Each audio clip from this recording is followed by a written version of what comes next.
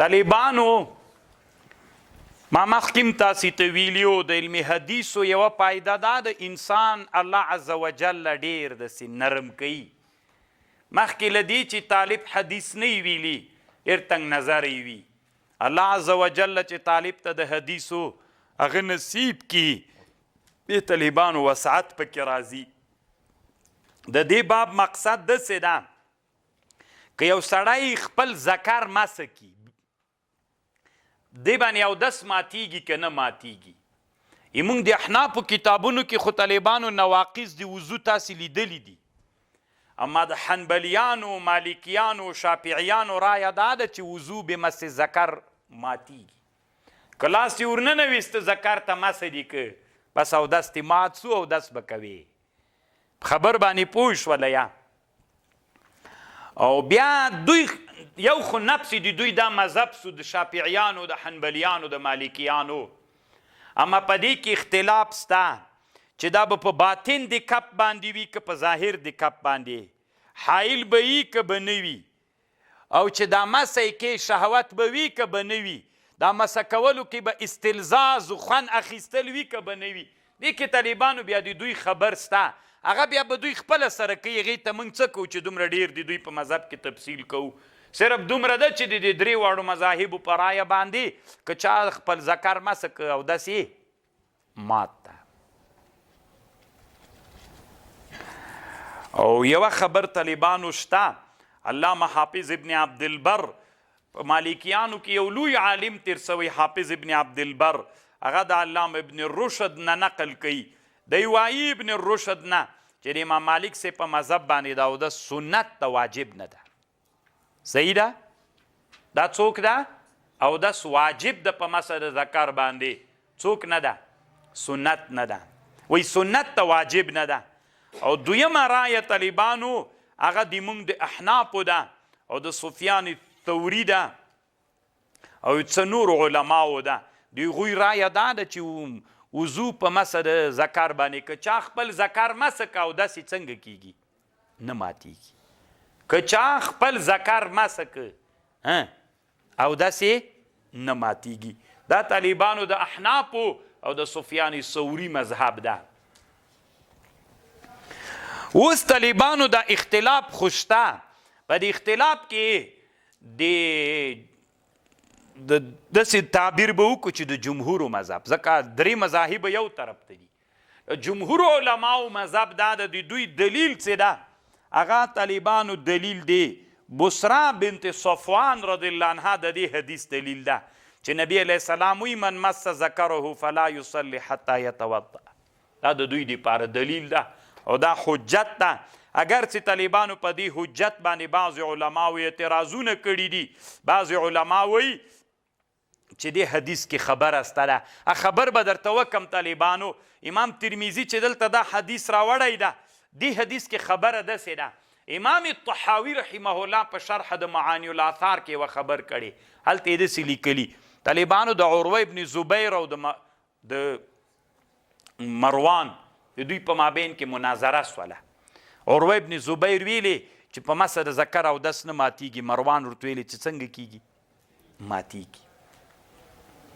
بیا طالبانو مروان خپل عسکر د بصرې ته ورولېږه، د بصرې بنت صفوان ته ورولېږه.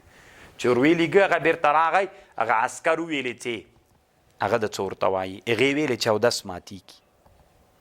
نو دلته طالبانو علما وایي د عروه په مابین کې او د بصرې بنت صفوان په مابین کې حایل چې د شرطي د هغه عسکر، نو هغه طالبانو راوي هغه هم ده په سند کې، خو هغه مجهول د عسکر څوک و؟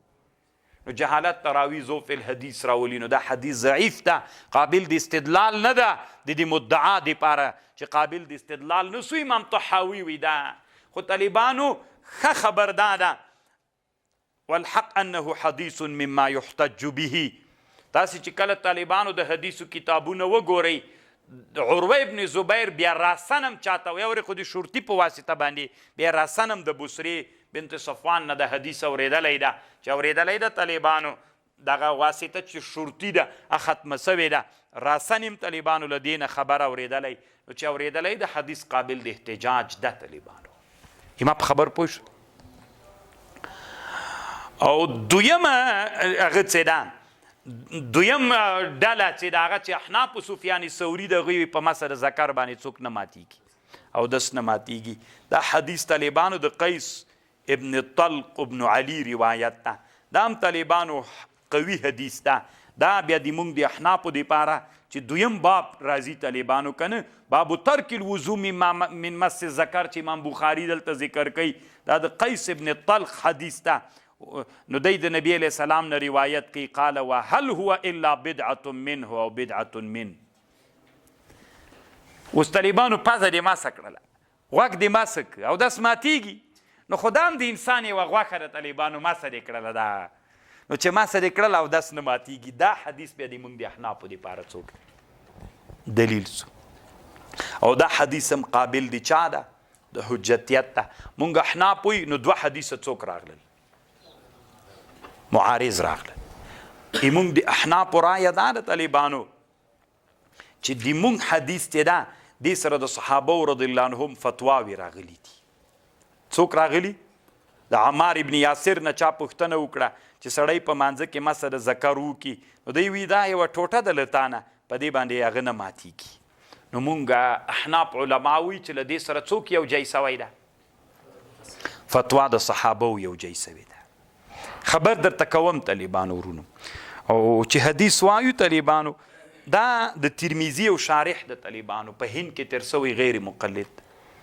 ډېر ښه شارح د طالبانو ډېر لوی خدمت ترمذی ته کړی دی طالبانو د علامه عبدالحی لکنوي صاحب د سعایې نه نقل کوي مونږ په هند کې یو حنفي عالم تر سوی علامه عبدالحی لکنوي ورته وی دی وی طالبانو وی که سړی فکر وکړي دواړه حدیث طلق ابن علي حدیث هم صحیح ده او د چا حدیث هم د بصره بنت صفوان حدیث هم صحیح ده نو دی وی علامه عبدالحی لکنوي صاحب وی احادیث د نقص ډېر هم دي او قوي هم دي له احادیثو د رخصت نو چې ډېر سول نو دی وی ښه خبر دا ده چې اودس پې باندې مات سي عبدالحی لکنوي صاحب وی که ته وی دا د قیاس نه خلاف ده وی کله چې حدیث موجود سو قیاس به خپل کار کوي که ته بیا وی چې بعضې صحابو هغوی په مسه د ذکر باندې اودس نه ماتاو نو دوی وی چې هغو صحابو ته د حدیث د طلق ابن علي رسېدلی د بصري بنت صفوان حدیث ته نه ورته رسېدلی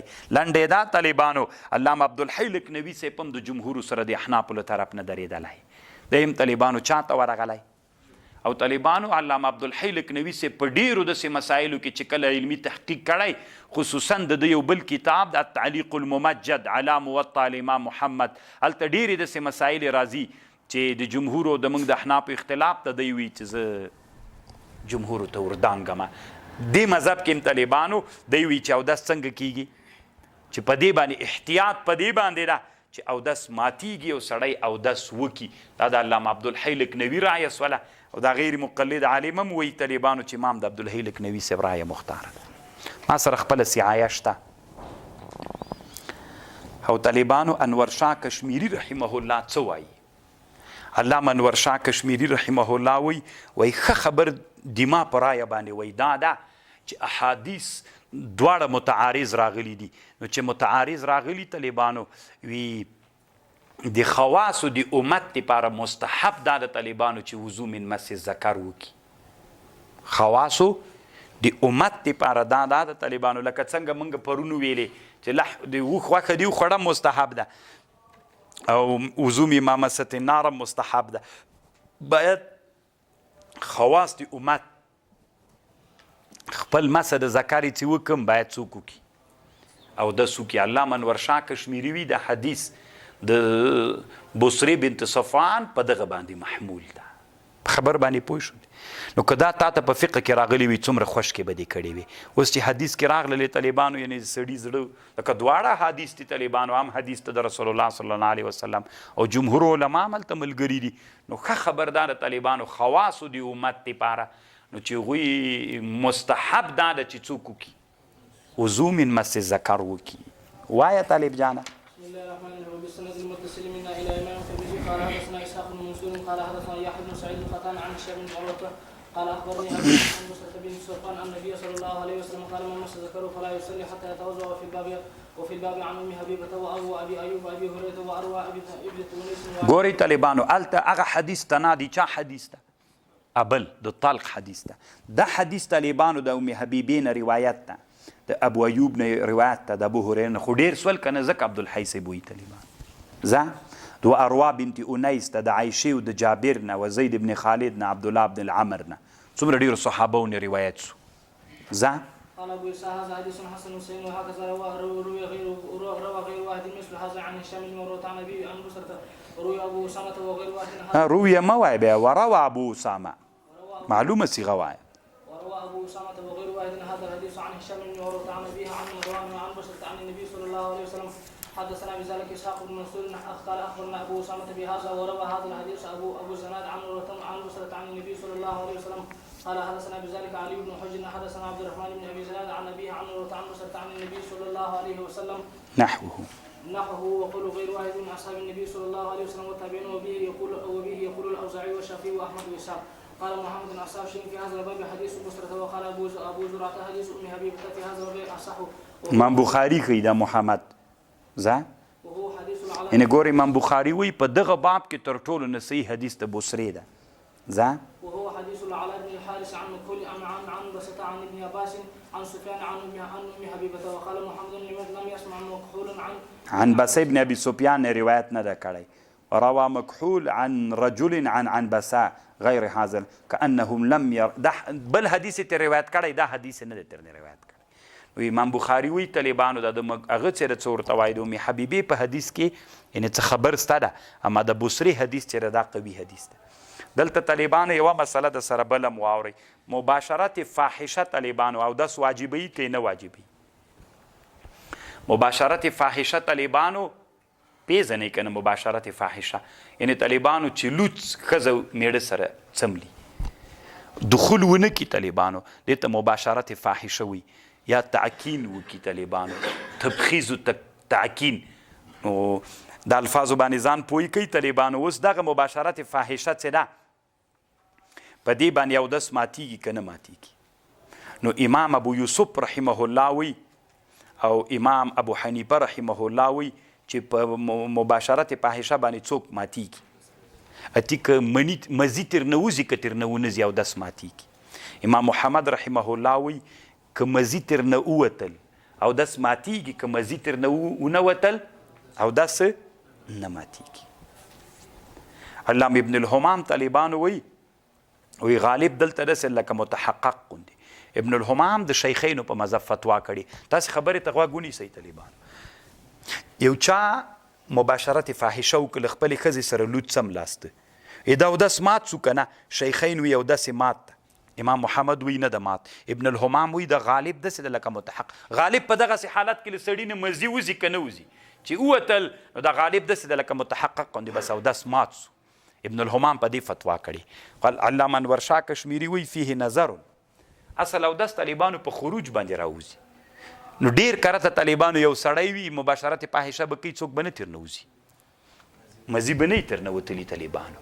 علامه انور شاه کشمیری وی اصل کې بنا په چا باندې ده په خروج په علم باندې چې ووتل اودس ماتیږي چې نه وتلي تنا په مباشرت باندې نه کیږي. باب ترک الوضوء من مس الذکر باب د په باره د ترک د اوداس کې من مس الذکر. ځه اوس ګوره طالبانو کله چې په حدیثو کې د عنوانونه داسې سي یو عنوان کیږدي وضو من مس ذکر بلکې ترک وضو من مس ذکر نو طالبانو چې دواړه د رسول الله نه ثابت دي نو زه هلته څومره اندازه پورې اختلاف وکړلی سم د علماو سره څومره مخته لاړ سم څومره سپکې خبرې ورته وکړم او که انسان غوندې وچلیږم. دا اوس طالبانو دواړه بابونه کېښودل سول. طالبانو ډېر فکر موي فروعي مسایلو کې به چا سره ناخته کېږئ نه به څه باندې چا د کفر فتوا کوئ او نه به ډېر توند ځایه. دین د اسلام طالبانو یو وسیع دین ده. دا اختلاف هم د امت دپاره د رحمت په خاطر سوی ده. یعنې طالبانو اوس که زه یعنې د الله دپاره درته ووایم که نه چې ما درته ویلې عبدالحی لکنوي صاحب انور شاه کشمیري صاحب طالبانو سړی که په دې فکر وکړي احتیاط په دین کې خدا د ولي احادیث خو راغلي دي د نسخې او د بل چې خبر هم نسته ده ښه خبرداره طالبانو چې سړی د مس ذکر نه وضو وکړي. دا اوس طالبانو حدیث دی ادم ولید طالبانو هېڅ کله به فرعي مسائلو کې افراط و تفریط نه کوئ. ځه قال حدثنا حناد قال حدثنا ملازم بن عمرو بن عوف وعن عبد الله بن بدر عن قيس بن طلق العلي هذا في عن ابيه عن النبي صلى الله عليه وسلم قال وهل هو الا مرغة منه او بضعة منه. وفي الباب عن امه وعن ابي امامه قال ابو سوا قد روى من غير وقد روى من غير واحد عن من. دا حدیث طالبانو د طلق ابن علي حدیث ابو داود راوړی، امام احمد ابن حنبل ابن ماجه حاکم نیسابوري راوړی. یعنی حدیث هم داسې نه د طالبانو چې صحیح حدیث نه د صحیح حدیث ده. اوس طالبانو چې د دوه حدیثونو معارضه راسي احتیاط په کم یو کې ده، په ماتېدلو که په نه ماتېدلو. ځه نه ځکه هم طالبانو علما وایي چې خواصو دپاره مستحب دا ده چې وسي. ځه وهذا الحديث احسن شيء روى في هذا الباب. وقد روى هذا الحديث ايوب بن عتبة ومحمد بن جابر عن قيس بن طلق عن ابيه. وقد تكلم بعض اهل الحديث في محمد بن جابر وايوب بن عتبة. وحديث ملازم بن عمرو بن عوف وعن عبد الله بن بدر اساه واحسن. باب ترک الوضوء من القبلة. یعنی طالبانو که یو سړی ښځه مچوکي، خپله ښځه مچوکي، په دې باندې طالبانو اودس ماتیږي که نه ماتیږي؟ د امام مالک او د امام شافعي او د امام احمد ابن حنبل مذهب دا ده چې سړی خپله ښځه مچوکي څوک کیږي د ده اودس ماتیږي. بیا طالبانو امام شافعي صاحب دا ښځه چې مچوکي طالبانو امام شافعي صاحب وایي دا هلته چې غیر محارمو نه وي او شرطونه بیا ستا بدون د حایل نه داسې اخی طالبانو دوی بیا هغه څوک چې ماتوي طالبانو هغوی خپل مذهب کې بیا جزیات لري. اصل خبره دا ده که چا ښځه مچو کړله طالبانو اودس ماتیږي که نه ماتیږي؟ حنبلیان، شافعیان، مالکیان وایي اودس څنګه کیږي؟ ماتیږي. او امام ابو حنیفه رحمه الله وایي اودس نه ماتیږي. د دې باب حدیث طالبانو دغه باب چې ده د دې باب حدیث چې ده دا د موږ د احنافو دپاره دلیل ده. لکه دې باب کې چې عایشه رضی الله عنها وایي نبی علیه السلام بعضې له خپلو ښځو نه یوه ښځه مچو کړله، بیا مانځه ته ووت او داسې ونه کړ. عروه ابن زبیر ورته ویلې دا به تی نو ستې وخندل طالبانو. نو خو دې نه معلومه ده چې اودس پې باندې نه ماتیږي.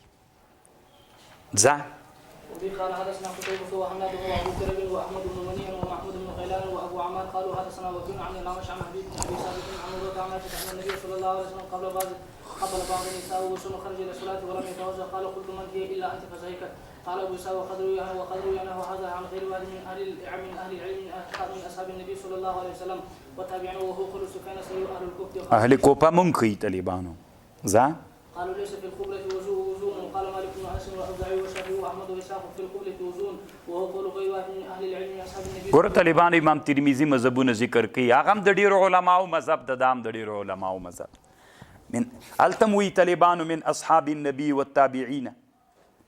وقد روى نحو هذا عن غير واحد من اهل العلم من اصحاب النبي والتابعين.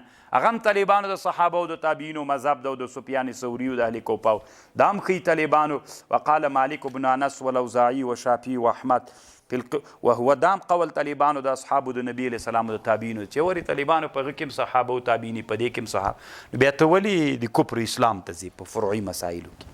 وانما ترك اصحابنا پرېښود اصحابو د موږ حدیث د عایشې عن نبي صلى الله عليه وسلم في هذا لأنه لا يصح عندهم لحال الإسناد. فسند د دې حدیث کې څوک ده؟ قال وسمعت أبا بكر العطار البصري يذكر عن علي بن المديني قال ضعف يحيى بن سعيد القطان هذا الحديث. علي بن المديني بویل طالبانو چې يحيى بن سعيد القطان دا حدیث ضعیف ګرځولی، وهو شبه یعنی ضعیف ته لا شیء هیڅ شی نه ده. دا کم حدیث د عایشې رضی الله عنها. نو د امام ترمذي د رایې نه هم داسې معلومیږي طالبانو چې دی هم په ناقضولو باندې د چاودس ماتیږي. طالبانو علما وایي اول هغه څوک چې په جرح او تعدیل کې خبرې وکړي امام شعبه بیا یحیی بن سعید قطان سو، بیا یحیی بن معین سو، بیا امام احمد بن حنبل سو. په دا جرح او تعدیل کې اول خبر امام شعبه کړې ده، بیا یحیی بن سعید القطان کړي، یحیی بن سعید القطان، بیا طالبانو یحیی بن معین او بیا امام احمد بن حنبل رحمهم الله کړي ده. او دلته یوه خبردار د طالبانو دا حدیث وی ضعیف ده. وقال سمعت محمد بن اسماعیل، امام بخاری خو امام ترمذی نقل تیر نه کوي، یضعف هذا الحدیث ضعیف کرزاو. وقال حبیب ابن ابي ثابت وی لم يسمع من عروه نه ده اوریدلی. حبیب ابن ابي ثابت له عروه حدیث نه ده اوریدلی. دلته طالبانو یوه خبر دوه خبرې واوري یوري. یوه خبره دا واورئ، دا یحیی ابن سعید القطان چې و د امام ابو حنیفه په مذهب فتوا کوله، خو دا معنا نه طالبانو چې د امام ابو حنیفه مقلد. یو تقلید د متأخرینو زمانه کې دی، یو تقلید د متقدمینو زمانه کې. د متقدمینو زمانه کې ځکه یحیی ابن سعید القطان خپله مجتهد د طالبانو، نو هغه د امام ابو حنیفه په مذهب باندې به فتواوې ورکولې. دا معنا نه چې مقلدي و طالبان، لکه متأخره زمانه کې سړی مقلدي له الف نه تر یې پورې بیخي به وځي نه چې یو خواته ووتلې که نه بیخي لاړلې. تعلم بنوري صاحب لیکلې یوه. بل دی وایي طالبانو د حبیب ابن ابي ثابت له عروه نه ده اورېدلی. دی وایي چې دا دوه خبرې دي. دلته د عروه نه کم عروه مراد؟ د عروه ابن زبیر مراد د طالبانو، او که عروه مزنی مراد ده؟ که عروه مزنی سي نو عروه مزنی طالبانو بیا د عایشې نه حدیث نه ده اورېدلی، یو انقطاع. او که چیرته مراد له عروه نه عروه ابن زبیر سي، بیا طالبانو عروه ابن زبیر له عایشې نه خبر اورېدلې که خوریی و، بیا دا هغه څه څه ورته وایي حبیب ابن ثابت بیا له عروه ابن زبیر نه حدیث نه، بیا انقطاع دلته ده. انقطاع په حدیث کې طالبانو ذوب راولي که نه راولي. امام بخاري په دې حدیث باندې چې رد وکړه، د موږ د احنافو حدیث چې د عایشې رضی الله عنها ده چې په مچو باندې څوک نه ماتیږي او دس نه ماتیږي، دې کې دوه خبرې دي. که مراد له عروه نه عروه ابن زبیر سي، وایي که مراد له عروه نه عروه مزني سي، عروه مزني له چا نه حدیث اورېدلی؟ دا ثابت حبیب ابن ثابت له عروه مزني نه اورېدلی، خو بیا عروه مزني له عایشې نه حدیث نه ده اورېدلی، انقطاع شوله. او که مراد له عروه نه عروه ابن زبیر سي، بیا عروه ابن زبیر له عایشې نه اورېدلی، بیا حبیب ابن ابي ثابت نه ده اورېدلی، انقطاع شوله. دا طالبانو امام بخاري اعتراض وکړو.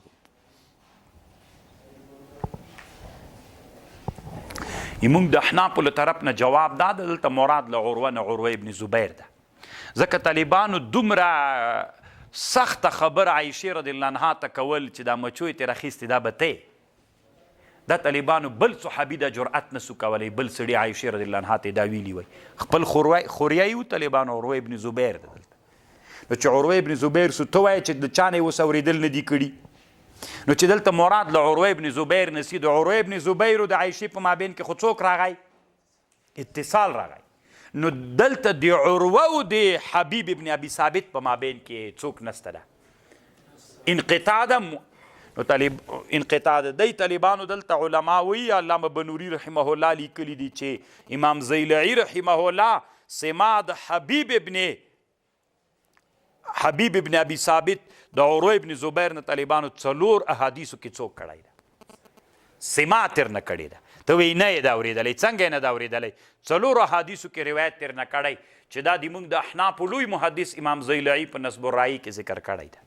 سما تر واورېدل سو، چې تر واورېدل حدیث طالبانو منقطع سو که طالبانو متصل سو، اتصال راغی، پکې انقطاع نشته پکې. دا یو. او بل طالبانو حافظ ابن عبدالبر وی دا حدیث د عایشې رضی الله عنها حدیث هم څوک ده قوي حدیث ته امام زیلعي رحمه الله هم لیکلی دي چې دا حدیث.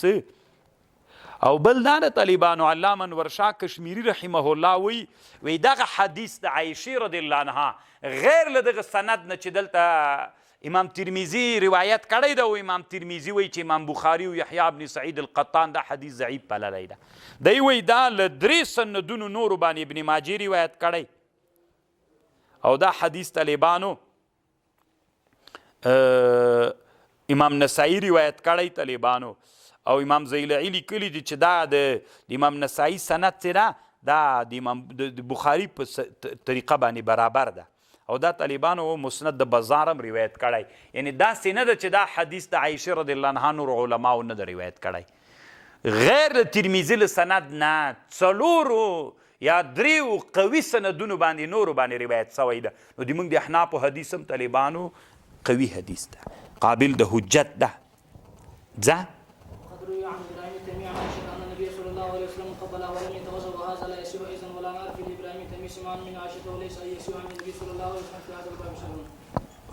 دلته طالبانو یوه خبر د سره واورئ، هغه دا ده چې نبی علیه السلام دا ډېرې ښځې ولې کړې وي. هسې جملې معترضې په شکل باندې علامه بنوري رحمه الله معارف السنن کې لیکي نبی علیه السلام چې ډېرې ښځې کړې وي دې کې څو فایدې وي. نعوذ بالله ملحدین وایي چې نعوذ بالله نبی علیه السلام شهوت پرست و. نه د دې دپاره نه و طالبانو. ګوره رسول صلی الله علیه وسلم 25 کلن و چې اول واده یې کړی. د چا سره؟ د خدیجې رضی الله عنها عمر څومره و؟ 40 کاله. نو طالبانو رښتیا وایي دا شهوت پرست وي.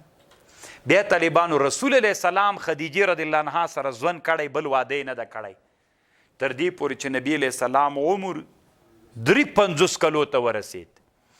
53 کاله عمر چې د رسول الله سو، بیا طالبانو خدیجه رضی الله عنها وفات سوي، بیا طالبانو د سعودي رضی الله عنها سره او بیا د عایشې رضی الله عنها سره واده سوي.